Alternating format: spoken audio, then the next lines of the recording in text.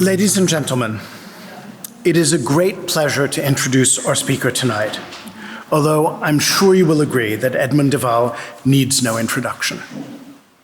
A decade ago, he presented his exhibition during the night here at the Kunsthistorisches Museum to great acclaim. Tonight, he will speak about creative forms of restitution and about his own practice, focusing on his Library of Exile project, which toured from Venice to Dresden and London between 2019 and 2021. He will also speak about the book Lettres, Camondo, written during lockdown and presented as an exhibition at the Musée Camondo in Paris between 2021 and 2022. Edmund de Waal is an artist who writes. Much of his work is about the contingency of memory, bringing alive particular histories of loss and exile. Both his artistic and written practice have broken new ground through their critical engagement with the history and potential of ceramics, as well as with architecture, music, dance, and poetry. Edmund investigates themes of diaspora, memorial, and materiality in his interventions and artworks made for spaces and museums around the world, including in the Rijksmuseum, at Waddesdon Manor in Buckinghamshire, the Musée Nissim de Camondo in Paris, the British Museum, the Frick Collection, the Museo Ebraico in Venice, the Schindler House in Los Angeles, the V&A, and of course, here at the Kunsthistorisches Museum. Edmund is also renowned for his best-selling family memoirs, The Hare with the Amber Eyes, The White Road, and Letters to Camondo. His latest book, An Archive, gathers together texts that reflect on his own family archives and the archives of the writers, artists, and spaces that he has spent years inhabiting. He has received numerous awards. He was awarded the Wyndham Campbell Prize for Nonfiction by Yale University in 2015. In 2021, he was made a Fellow of the Royal Society of Literature and a Commander of the Order of the British Empire for his services to art. In 2023, he received the Isamu Noguchi Award, and in 2024, he was made a Chevalier de l'Ordre des Arts et des Lettres. Edmund lives and works in London. And as a new Austrian myself, I'm proud to say that he too became an Austrian at the end of last year.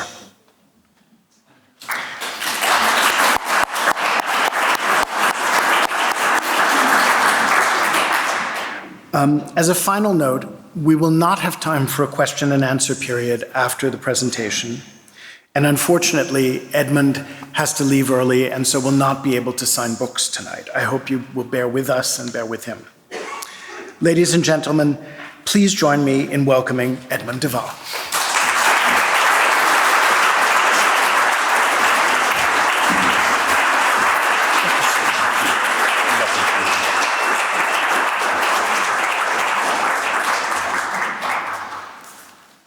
Thank you so much for that terrifying introduction. And thank you for braving the Viennese weather tonight. It's terrible out there, but I'm so grateful for you all coming here tonight to share with me a very special evening in this extraordinary and beloved place. And I really would love to take this time that we've got together to reflect on this idea of home and homelessness, and place and the displaced, and how you can understand and investigate and travel through these ideas and poles, these polarities between where we belong and where we might want to be. And I want to start in a place you know well. Here is a map of Vienna from 1890, and you can all find yourselves here, but you can also find the place where my family came from, just here. Where am I? Here. That small block of Vienna. But what I want to do is to bring you back a decade here to this extraordinary invitation. I'd written a family book, The Hare with Amber Eyes, which was in many ways for me and for my family a form of restitution in itself. What I was trying to do by investigating my family's story was to bring a story back to Vienna. And there was a very moving occasion in the Palais Ephrussi with my family, which felt like the first time that the family had been able to tell its own story in this city since 1938. And following on from that, and following on from the extraordinary and surprising attention that that book achieved here in the city, there was a remarkable letter, which I will remember well, an invitation to come and work here in the Kunsthistorisches Museum. But what on earth can you do with the collections of the Kunsthistorische Museum? I was working with Jasper Sharp, who is here in the audience tonight, who had a very creative approach to this opportunity. And he said, you can have an introduction to any curator in this building. There are a lot of curators in this building. You can have an invitation to go into the stores and to see any artwork that you want, and to see if you can create a response to these collections.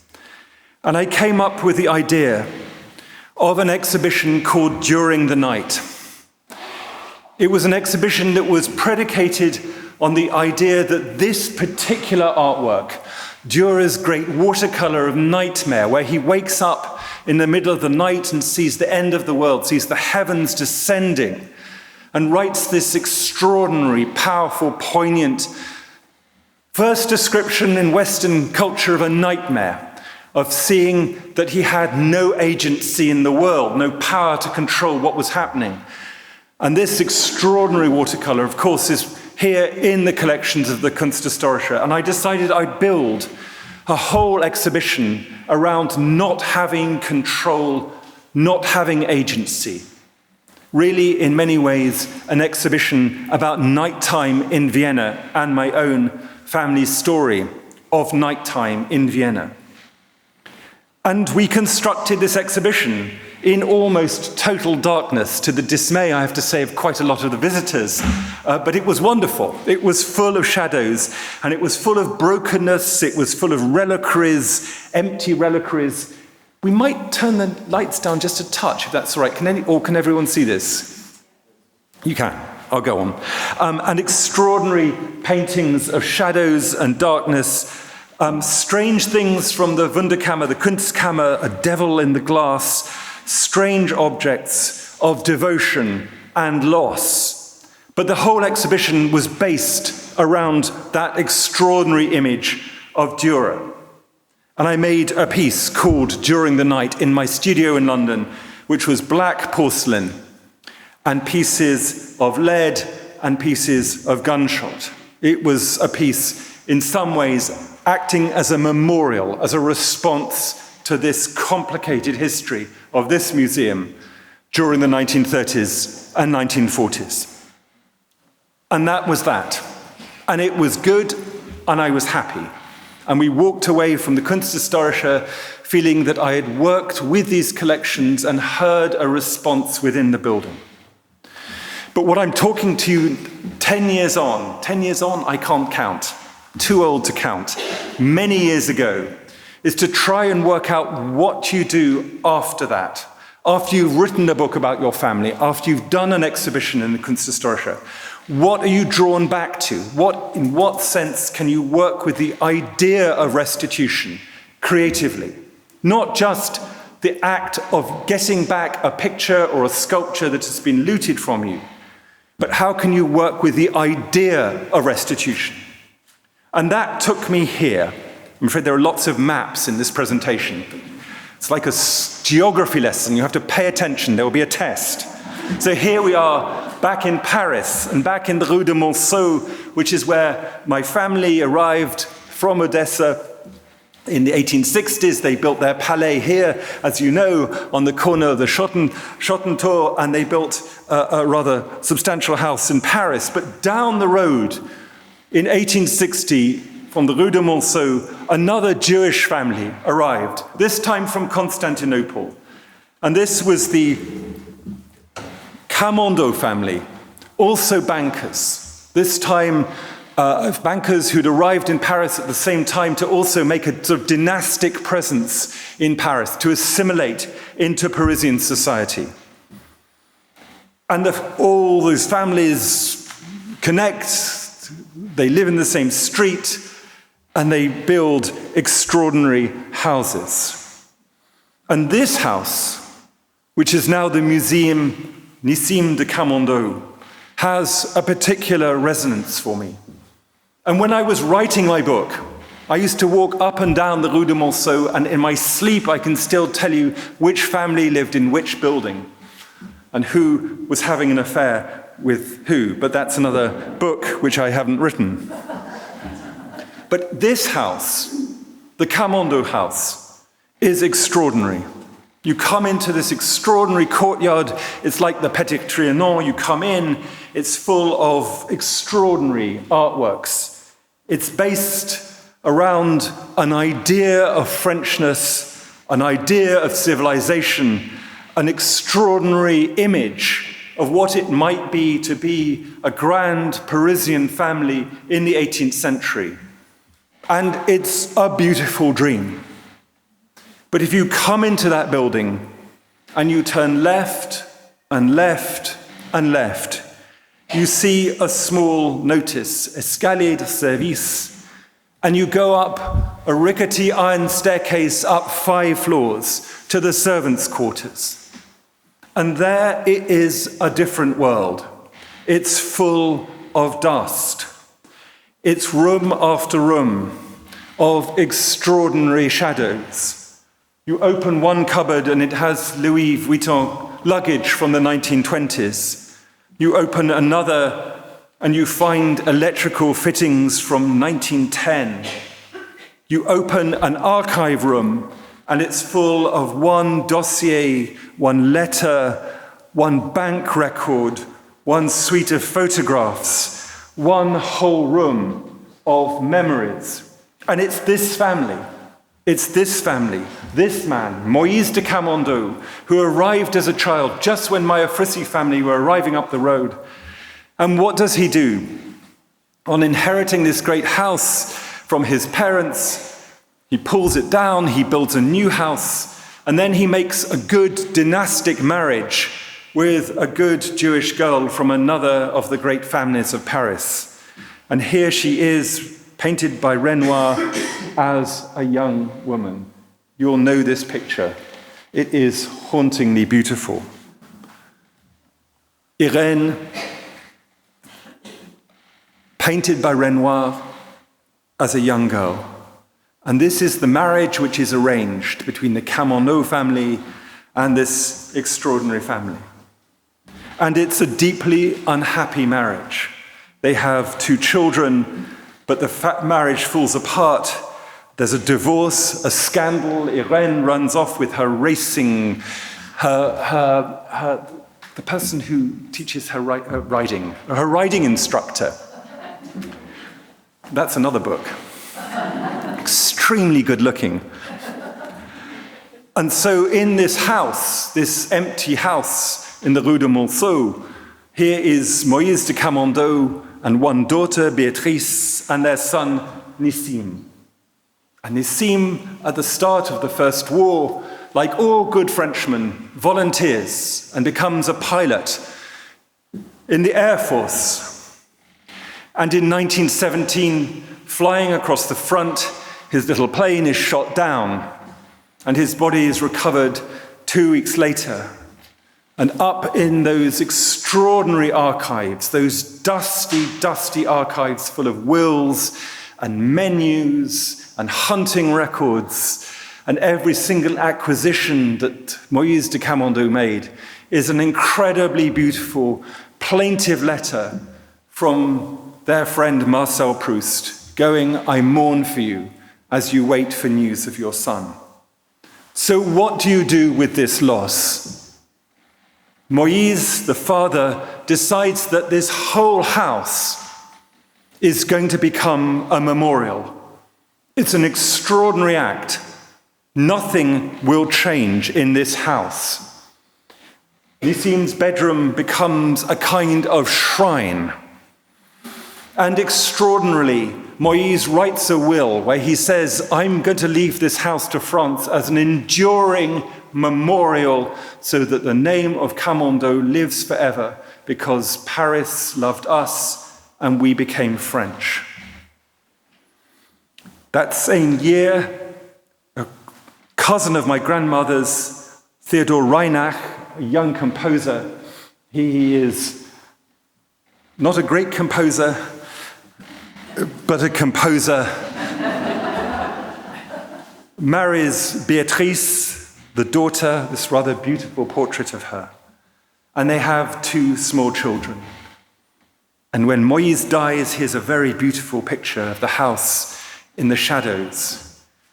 Beatrice hands over this whole museum to France. It becomes the Musée Nissim de Camondo, and it's a huge success. Everyone wants to come and see this beautiful, beautiful museum, this emblematic collection of what it means to be French. And you know what happens next. You know that in 1940, the German army walk in to Paris, and that the statutes and the declarations and the slow attritional diktats about the Jewish population of France begin to accrete and accrete and accrete.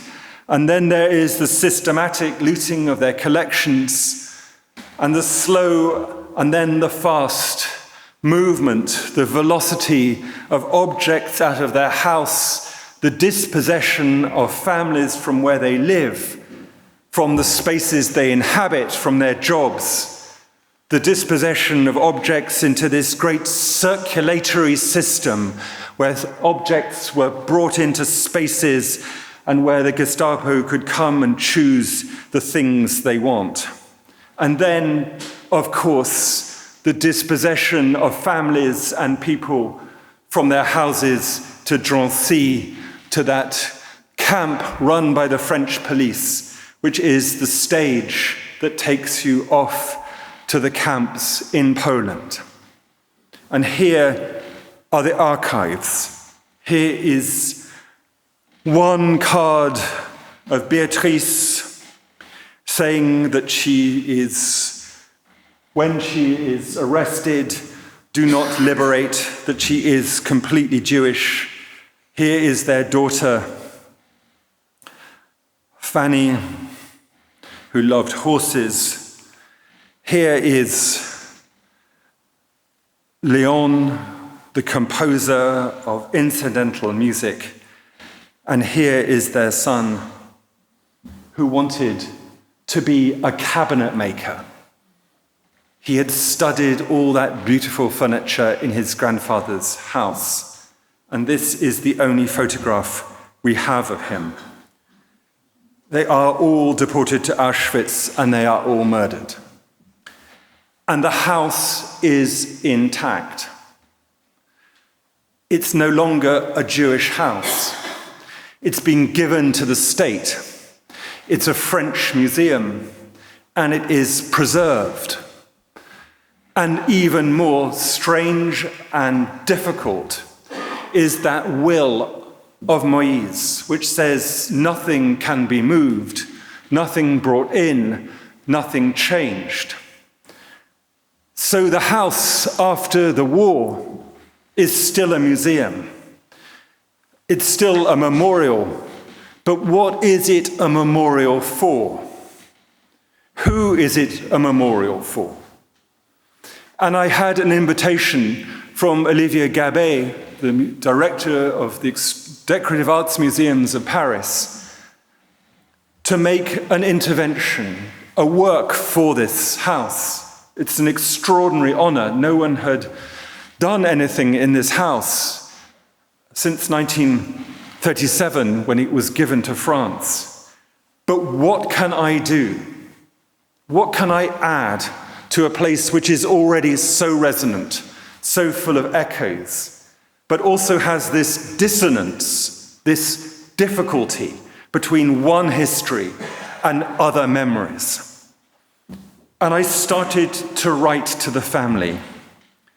I started to write into porcelain in the family, just texts written into very thin pieces of porcelain, and some of them were gilded. And I put these letters down in spaces where the family had written letters in their time. And then in that strange year when we all stopped, that year when we were all locked down into our spaces, I found myself in my studio, walking round and round, alone and talking to myself, and discovered that I was talking to Moïse de Camondo. And so I started writing to him too, and that became a book. But in this house of shadows, I tried to find spaces where I could just simply put one vessel down after another. Vessels are really interesting to me. I've made porcelain for decades now. I've made vessels which are open. I've made bowls like this. And what I find as I get older and older, and I might say older even than that, is that there is something about the abstraction of an empty porcelain vessel that holds a huge significance for me. Because for me, a vessel is a way of holding breath, not just air, but when I'm making a vessel, what I'm doing, and this is in the bedroom of Nissim, just some black porcelain, some lead, some gold. What I'm doing is thinking about how breath is held within an object. And when I move through a museum like this extraordinary one, and I look at vessels here, I actually think not only of the hands which held the vessel, that made the vessel, but also that extraordinary interior space which holds breath too. So trying to work my way through this building in a quiet way, remembering Moïse saying, don't move anything, don't interrupt my house. What do? Well, I open one very small drawer in a beautiful Sèvres desk belonging to Madame de Pompadour. I make a tiny porcelain box. And then one of my letters to Camondo, I break into small fragments and I just leave it there. Up in those attic spaces, I make a series of vessels just to be held in the shadows. This annoyed people so much. Why can't everything be seen? Why can't we have everything close to and in our hands? Why can't everything be accessible? But my feeling is that sometimes doing things which are a little out of sight, or in the shadows, or just away from the travails and speed and velocity of the world, can allow things a different kind of witness. And that's one of the conversations I continue to have with this museum. And outside the house, for the very first time, I made some benches. I was convinced that one of the things I wanted to do with this history and these spaces was to make people slow down. It's a huge, hubristic thing that I want to do. Please slow down in the world if you can. And just now in the museum, I was seeing people rushing through the Bruegel room, and I just wanted to slow them down. Perhaps you need lots of stone benches, Jonathan, in your museum. But what I was trying to do was to make a public space where people could sit and be either by themselves or be sociable. And so these were pieces of very beautiful stone, the same stone actually that Henry Moore did some of his great carvings from. And on each of the stones there was just a very small piece of gold, a tiny fragment of gold and lead. And I knew that this piece worked when on the evening of the vernissage, I stood on the edge of the whole courtyard, going back into the Rue de Monceau, and looked back, and the whole house was lit up for the first time for a party since 1937, and there were children clambering all over the benches, and they'd worked. Can you call that restitution? Can you call it homecoming? I'm not sure. But what you can say is that there are acts of witness, of picking up difficult and complicated and unresolved histories, which can allow a different kind of creative space for something to happen. I absolutely believe that, which is why I want to talk to you about this project too. All projects take forever.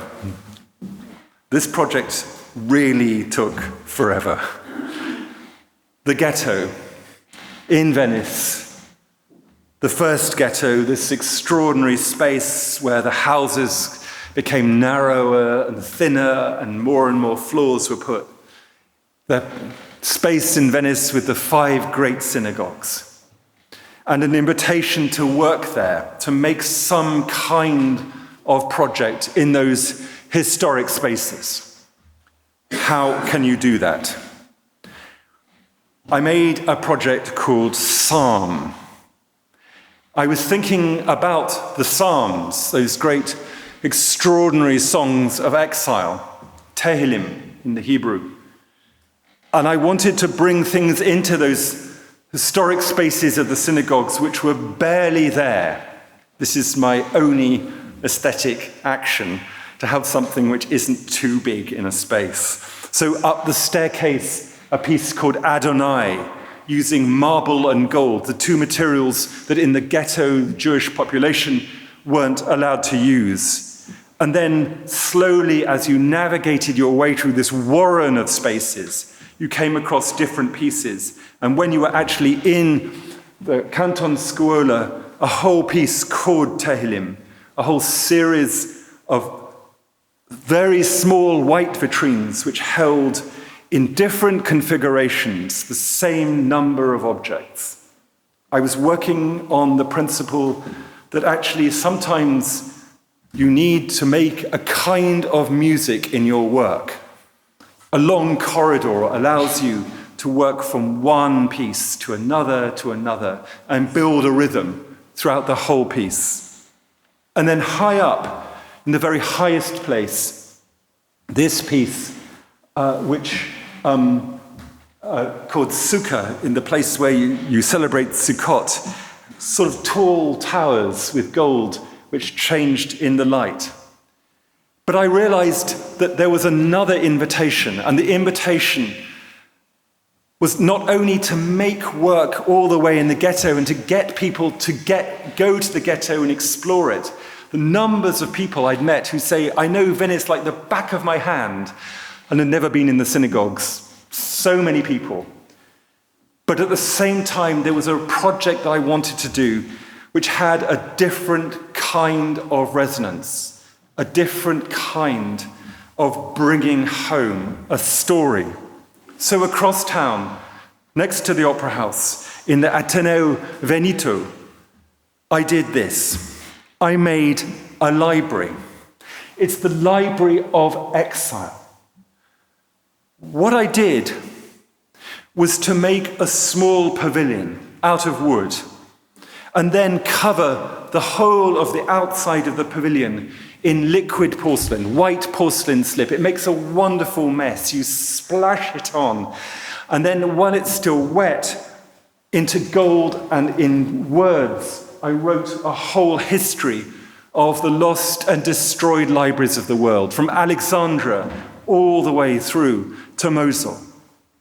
It was a kind of history of all the people who want to see books burnt, who feel that libraries and writings are dangerous. It's a very difficult and complicated history all the way round. And it included all the destruction of the libraries in the Second World War. And halfway round, I write the phrase, "It's always personal," remembering my grandfather Victor's library looted from the Palais Ephrussi at the Anschluss. And then inside, taking this beautiful, extraordinary early printing of the Talmud by Bomberg, I made 4 installations called Psalm, taking porcelain and marble and bringing them in together, very quiet installations. And then, joy of joys, started to buy books. In the end, we had 2,000 books from 70 countries, so many languages. And the idea of the Library of Exile was that wherever you came from in the world, whether you came from Syria, or you came from Turkmenistan, or you came from Estonia, or you came from Mexico, you could find a book that was a book written in your own language and a book in translation of someone who had been forced across a border, someone who had been forced to become a refugee. It's an extraordinary literature from Ovid all the way through to contemporary literature. Dante, everyone who'd been forced into exile. And it's very moving. It really worked. There were so many books, so many offers of books, a huge project that began in Venice, and we had dance projects and refugee writers, and we had music, we had extraordinary readings from around the world. And ridiculously, on the opening night with Ben Okri next to me, I made a promise. I said, if there's a book you feel should be in the library and isn't there, I will buy it. Which has cost me so much money. But so worthwhile, so extraordinary to see this animation of a library. Because every book you took down off the shelf had an ex libris plate in it. And you could write your name or write a message. And so some of the books in the library were so beloved by people. Brodsky had 25 ex libris plates in it. Paul Celan had dozens. For those who know English, The Tiger That Came to Tea by Judith Kerr had more than anyone else. Because, of course, all these books belong to us. We are all in that diasporic space in a library where language and voice crosses borders and takes energy, takes rhythm, and takes voice, and reanimates the world wherever it goes. It's a proper library of exile. And then it moved to Dresden, to the Japanische Palais, this extraordinary building built by Augustus the Strong for his porcelain collections. And there it had a very different audience. This is a building that was bombed during February 1945 and that terrible destruction of Dresden, and has been left raw. This beautiful, strange, raw building. And here it landed at a very difficult time in Dresden with the rise of the AfD. And so the idea of celebrating refugee writing was very political. It's always political. It's always personal. And here, these beautiful pictures by Hélène Binet, one of the great architectural photographers, capturing the sunlight on this work. And again, so many community things, and rather movingly on the first night, 2 Syrian poets with the book that they had just published, a children's book, there. So what do you do with a library like that? Well, when I finished the library, the last destroyed library that I wrote was Mosul. In 2015, ISIS had destroyed this extraordinary library in Mosul because it was full of all the literatures of the world. So in 22, this lorry went from London, from the British Museum, bookade, all the way to Iraq, and it was lifted in our 2,000 books from the Library of Exile. And unbelievably, you could not make this up. There's a wonderful photograph I haven't got tonight, which shows the chief librarian picking the first book from the first crate out for the Library of Exile, now in Mosul, and it's Paul Celan. How perfect is that? So that is where the books are, rightly. And then last year, the Warburg Institute, another great migratory library, the library set up by A.B. Warburg in Germany, of course, that came to London in 1933 with its librarians, had a complete renovation.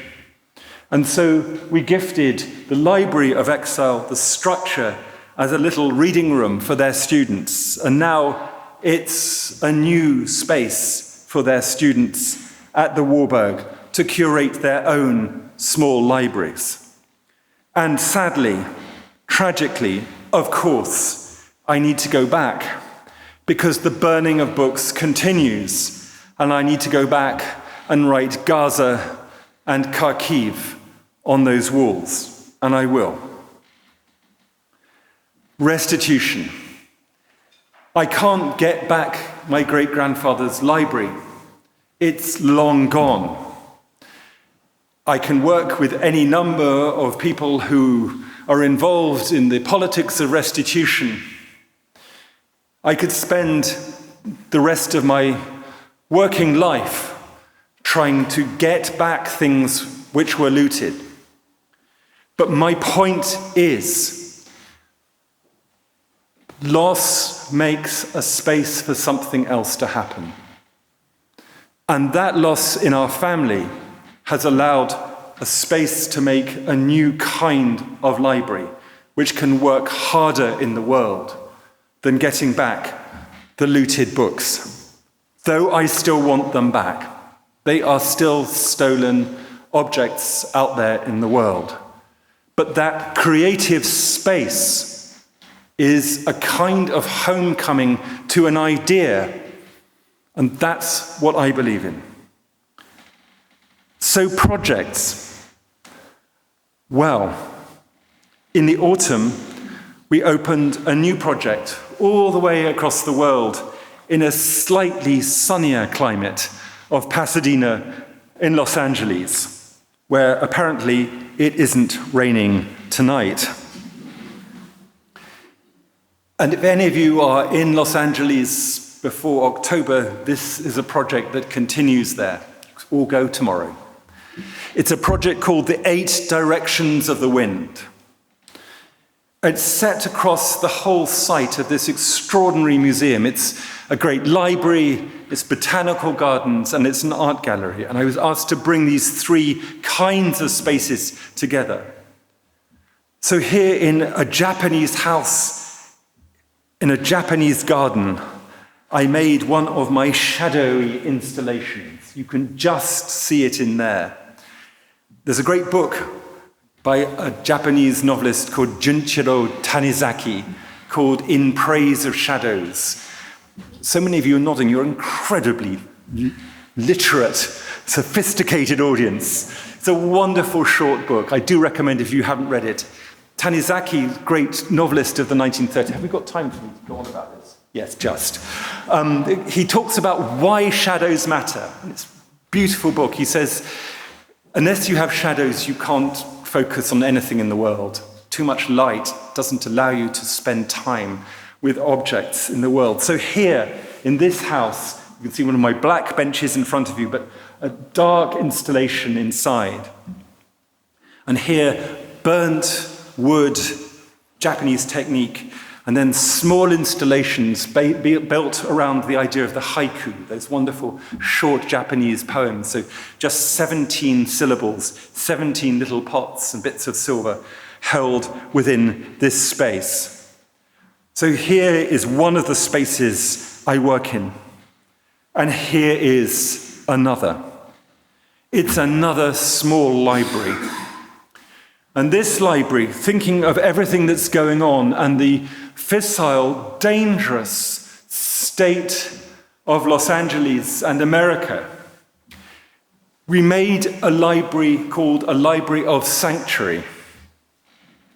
It's only poetry.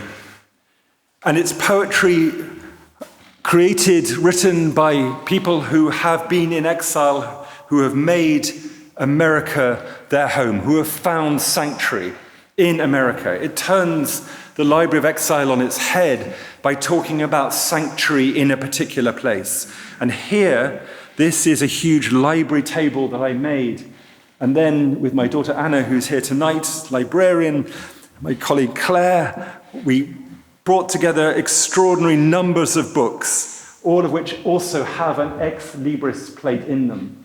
And you can find your way and navigate your way through extraordinary and beautiful poetry and write your name in these books. And I know this works because when we were setting up this whole installation, two of the security guards, you must always, if you're ever doing an exhibition, always pay attention to the security guards. They spend longer in your exhibition than any curator ever will.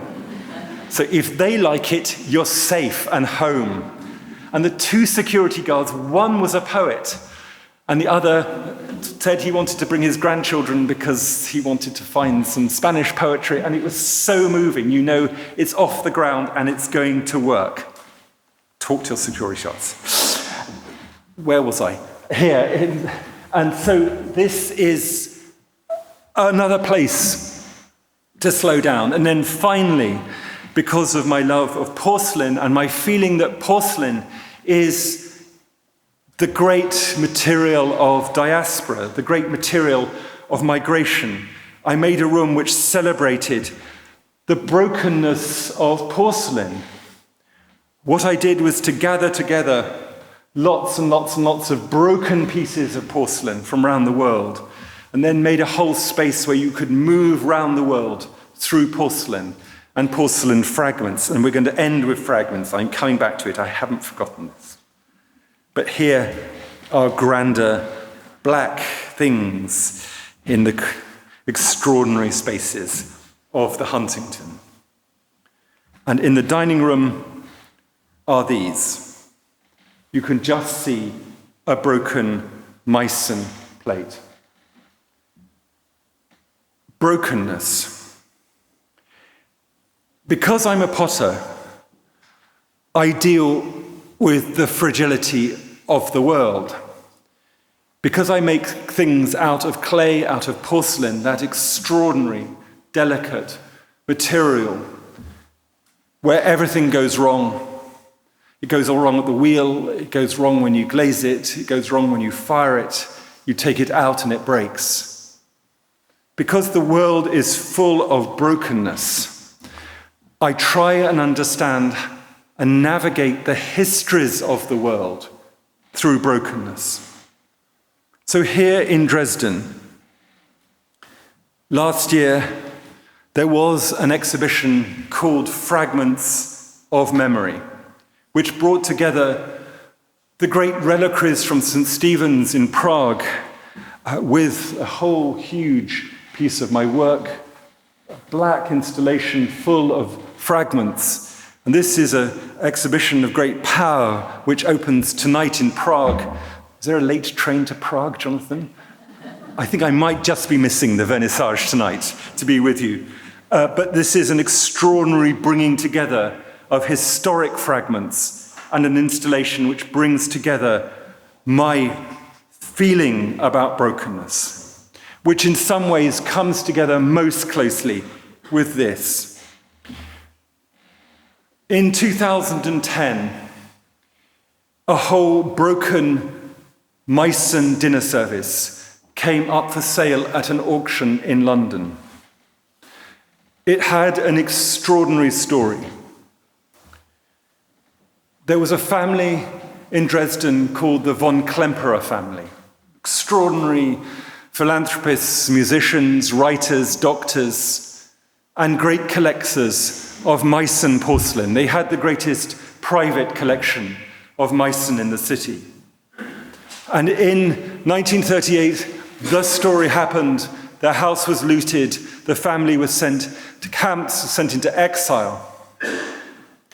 And this extraordinary, famous collection of Meissen was taken off to different places. And in February 1945, it was on a lorry in the castle of Dresden during the bombing of the city. It was being taken from the Russian front as the Russians advanced towards some other safekeeping. And this whole collection was destroyed. And the fragments were gathered up after the war and put in cardboard boxes and put in the porcelain collections archives in Dresden, and they were forgotten, but restituted eventually to the family in 2008, and they generously gave lots of it to the museums in Dresden, and some things came up for auction. So I brought a broken collection of Meissen. You can see the fire marks across the porcelain. They've been fired in the kiln. Meissen fired again in the fire bombings. And for the last few years, Maiko Tsutsumi, a Japanese artist, has been working in my studio with the art of kintsugi. Kintsugi is an extraordinary conceptual art from Japan. It's not repair. This isn't repairing an object. This isn't making it whole at all. What kintsugi does is to show and mark where loss has happened. It's a complete inversion of repair. This is, I think, a kind of restitution of history back into the object. Because what it does, what it shows, is to show where damage has happened. And it holds that damage in all these different kinds of tenses. It's not the past, it's not the present, it's history still happening. It's a kind of witnessing to history. And these beautiful plates, which I feel now I have some custody of, they're now in Prague, they'll be in New York at the Jewish Museum later this year when that exhibition goes there, and who knows where they'll be next. They're on their travels. But what it does is to say that objects can hold multiple histories, can hold restitution in some kind of visible way in its present form. And finally, because you all need a drink, I just want to show you what I'm working on now. So here I am, writing into clay. I'm not writing into porcelain. I'm writing into a rough red clay in a workshop 3 hours from Copenhagen, a cold, beautiful workshop run by enormous Viking Danes with the biggest kilns you've ever seen. Pleasingly, the man who made these pots, which I've been working on, is called Søren. So whenever I see him, I think of Kierkegaard. Don't know why that came up. But this is extraordinary clay, because this clay, when it's fired, turns black. So what I've been making is vessels which are as big as a human being. Vessels you can hold, hug, touch, lean against. They are very, very big. They are also very resonant, not only in the sense of having resonance to funerary wares, to memories, but resonant in that if you hold them and you touch them and you bang them, they have this extraordinary, deep, powerful, bell-like quality. And what I've written into them are fragments of Rilke from his elegies, because these are elegies in themselves. And I showed them in Berlin in a huge space, making these elegies sit in a vast space, all last summer, the summer before, midsummer, lots of light bathing them, and trying to find a way in which I could make language, the language of pots, the language of touch, because you can run your hands over these objects and feel the poems, which seems to me a beautiful thing to do, and move through them. And then I made a black building too, made out of scorched wood with kintsugi lines of silver. And you could go in and sit in this space. And I know I keep saying this, but it's true. It was a space to slow down. When you were in, your eyes had to accustom to the shadows. And then slowly you saw that there were porcelain vessels high above you. You could feel the walls. You could sit on a bench with silver inlaid into it. And gradually, the objects appeared. So I'm making buildings. I'm making big pots. I'm making very small pots and putting them into places that people can hardly see them. And I'm writing books. As Johnson said, I've written a book about archives, which my wonderful translator, who's here tonight, is halfway through, finished, I don't know, is translating it at the very moment. It's a book about the fact that archives are dangerous spaces where the past and the future are held in some kind of difficult equilibrium, places of encounter and strangeness, where lots of things happen. And so I want to end with this. I want to end with my great-grandfather, Victor. Born in Odessa in 1860, he grows up in Vienna and becomes a loyal citizen of the emperor. And here he makes his way in 1939, eventually, to England with my grandmother Elizabeth, my uncle Constant, my father Victor. And here he is in Tunbridge Wells, in the house that they lived in, a suburban town south of London. And he missed his library. He kept on his watch chain the key for his library in Vienna. And he sat by the fire, and because he was a learned man, he would recite Virgil to my father, Lacrimae rerum, the tears of things, about the fall of Troy. He'd seen the fall of Vienna.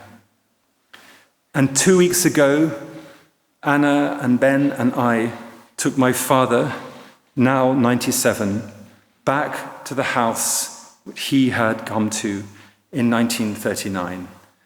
And we sat at the kitchen table and talked about his grandfather, the last years. He picked up some netske. We stood in the garden, and here he is, so many years after arriving in England, thinking about his great-grandfather.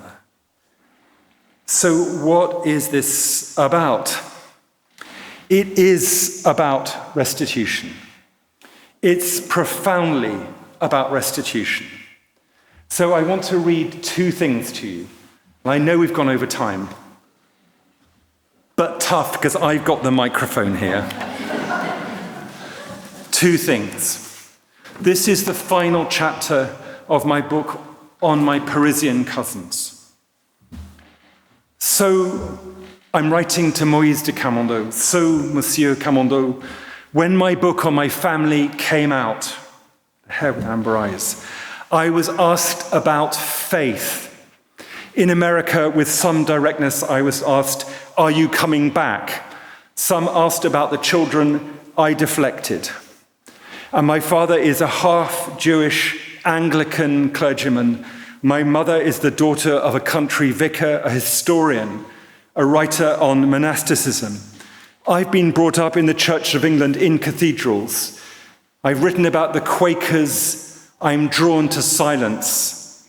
I read Zen Buddhist poetry. I love the Psalms as they cross over everything, are proper poems of exile. I'm half English, a quarter Dutch, a quarter Austrian, completely European. I'm not sure what I'm coming back to. My father, born in Amsterdam, raised in Paris, Vienna, the Tyrol, refugee in 1939, has just been told his application to become an Austrian citizen has been successful. It's 82 years since he left Vienna. Where do I belong? I use porcelain, which is a migratory material. It's come a long way. I make things that are susceptible to breakage. I stand up and tell stories. I write, but now when I write, I think of palimpsests, the writing over of one text by another. I seem to spend a lot of time in archives. I think there is great honor in archivists. I think I'm a mongrel. I'm a lapsed everything. But I do know what commitment to an idea looks like. I know that there are ways of making something extraordinary out of dispersion, and that this is a way of saying something, of countering the silence of disdain. I think you can love more than one place. I think you can move across a border and still be a whole person. So I sit here in this beautiful room with the carpet of the golden winds under my feet on the edge of the Parc Monceau and think, ce que nous sommes, that you can make a place a home and that there is honor in that. And I think that is witness. This is what I'm coming back to. I think you are my friend. So I think you can move across a border and still be a whole person. And tonight, here I am with my Austrian passport. Thank you very much indeed.